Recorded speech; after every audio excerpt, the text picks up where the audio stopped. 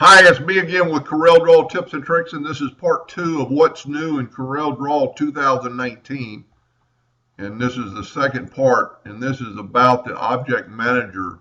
This is really cool, some things they've added. So let's go to Windows, Dockers, and open up the object manager. And they've got a new search window. And if you drew this and you had multiple pages, and it's really cool.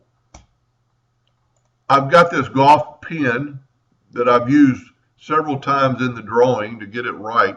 Well, I can type in golf, and there's my 4 golf pins, and I can click on it, and there's that one.